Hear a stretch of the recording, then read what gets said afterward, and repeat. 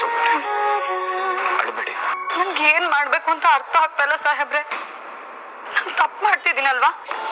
ಪ್ರೇಮಿಗಳನ್ನ ದೂರ ಮಾಡಿ ಮೂರ್ ಜೀವನನ ಹಾಳು ಮಾಡ್ತಾ ಇದ್ದೀನಿ ಸಾಹೇಬ್ರೆ ನಾನು. ಸುಮ್ಮನವ್ರೆ, ಮದುವೆ ಅನ್ನೋದು ಸ್ವರ್ಗದಲ್ಲಿ ನಿಶ್ಚಯ ಆಗಿರುತ್ತೆ ಅನ್ನೋ ಸತ್ಯ ಆಗಿದ್ರೆ ನಾವೆಲ್ಲರೂ ಇಲ್ಲಿ ನಿಮಿತ್ತ ಮಾತ್ರ. ಏನಾಗ್ಬೇಕು ಅಂತ ಮೊದಲೇ ನಿರ್ಧಾರ ಆಗಿರುತ್ತೆ. ಇದ್ರೆ ನಿಮ್ದೇನು ತಪ್ಪಿಲ್ಲ. ತಪ್ಪಿದೆ ಅಂತ ನನಗ್ ಅನ್ನಿಸ್ತಿದೆ ಸಾಹೇಬ್ರೆ. ತಾಳಿಗೆ ಕರಿಮಣಿ ಪೋಣಿಸುವಾಗ ಸುಭಾಷ್ ಕಣ್ಣಲ್ಲಿದ್ದ ನೋವು ನೋಡಿದ್ರ? ನಂಗೆ ಸುಭಾಷ್ ನೋವನ್ನ ನೋಡಕ್ ಆಗ್ತಿಲ್ಲ ಸಾಹೇಬ್ರೆ. ಈ ಕಡೆ ಕಾಕೇರಿ ಚಿಕ್ಕಮ್ಮನ್ಗೆ ಅರ್ಥನೂ ಮಾಡ್ಸಕ್ ಆಗ್ತಿಲ್ಲ. ಮಾವ ಅಂತೂ ಜೀವನ ಕೈಯಲ್ಲಿ ಇಟ್ಕೊಂಡಿದ್ದಾರೆ ಸಾಹೇಬ್ರೆ. ನನ್ಗವ್ರು ನೋಡ್ತಿದ್ರೆ ಅಳು ಬರ್ತಿದೆ.